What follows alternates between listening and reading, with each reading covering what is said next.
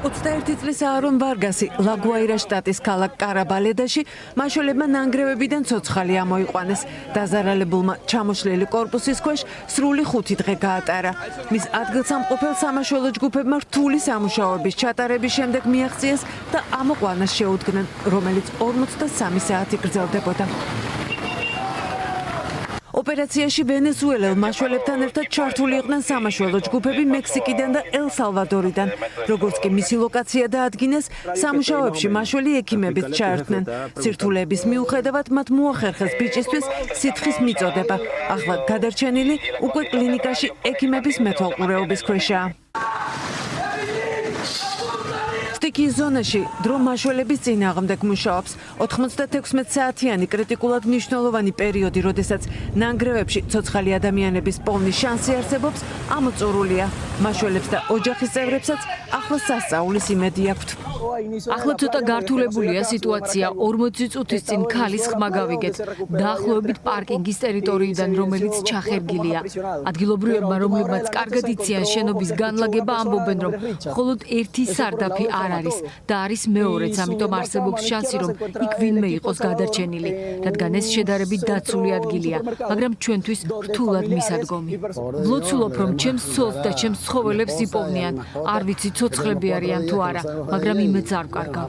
აქ იყო ვისტამარის რეზიდენცია. პირველ დღეს 4 ცხედარი ვიპოვეთ, სამწუხაროდ გუშინაც, მაგრამ საათნახევრის წინ მეზობლებმა ხმა გაიგონეს. ნანგრევებიდან დახმარებას ითხოვდა. ახლა ვცდილობთ მასთან როგორღაც მივაღწიოთ. ვენესუელელი მაშველების დასახმარებლად დიდმა ბრიტანეთმა კინოლოგთა ჯგუფები გაგზავნა. სტიქიის ზონაში ისინი 6 ადგილზე მუშაობენ. გასული საათების განმავლობაში 30-ზე მეტი ადამიანის გადარჩენა მოხერხდა. მათ შორის არიან 11 წლის ბიჭები და დედა წლინახევრის ბავშვთან ერთად. სასწაულებრივად გადარჩა კიდევ ერთი ჩვილი. მაშველებმა ის ნანგრევებიდან უვნებელი გამოიყვანეს. კარაკასში კორპუსის ნანგრევებში მაშველებმა რამდენიმე საათი მოანდომეს ძაღლის გადარჩენასაც.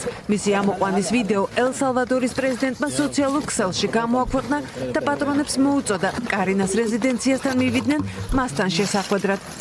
ბოლო მონაცემით სტიქიას ვენესუელაში 1450 ადამიანი ემსხვერპლა. ვარაუდობენ, რომ ეს რიცხვი გაიზრდება, რადგან ნანგრევებში კვლავ 10,000-ობით ადამიანია მოყოლილი. მათი ცოცხლად პოვნის შანსი კი სულ უფრო მცირდება. სტიქიის შედეგად ყველაზე მეტად დაზარალებულ ლაგუაირას შტატში საცხოვრებელი კორპუსების უმეტესობა ასეთ მდგომარეობაშია. წამებში დაინგრა ჩემი სახლი, არაფრისთვის არ მქონდა დრო. ჩემს 10 წლის ბიჭს დავავლე ხელი და გარეთ გამოვიყვანე. ბევრი მეზობელი დაგვეღუპა, მაგრამ მაშველებს ჯერ კიდევ გამოყავთ ხალხი. მამა იყო აქ და ცდილობდა თავად გამოეყვანა შვილი. შესაბამისი იარაღი არ ქონდა. სხვაგვარად კი მისი ამოყვანა შეუძლებელია. აქ იყო ჩემი პატარა სახლი. 6 ადამიანი იყო მოყოლილი. მადლობა ღმერთს, ყველა ამოიყვანეს ცოცხალი. თავიდან ძალიან ცოტა მაშველი მუშაობდა და მეზობლები ერთმანეთს ვეხმარებოდით. ახლა მაშველებიც არიან, მეხანძრეებიც და პოლიციელებიც ძალიან გვეხმარებიან. ლაგუაირას სანაპიროსთან გაჩერებულია ამერიკული სამხედრო გემი, რომლითაც ჰუმანიტარული დახმარება ჩავიდა. ამერიკელების დახმარებით გაიხსნა მიწისძვრის შედეგად დაზიანებული აეროპორტი კარაკასში. საერთაშორისო ჰუმანიტარული ტვირთების მიღებაც დაწყებულია. ყველისთვის ფინანსური დახმარებაც გააორმაგა და დაპირებული 150 მილიონის ნაცვლად კარაკას $300 მილიონ უგზავნის.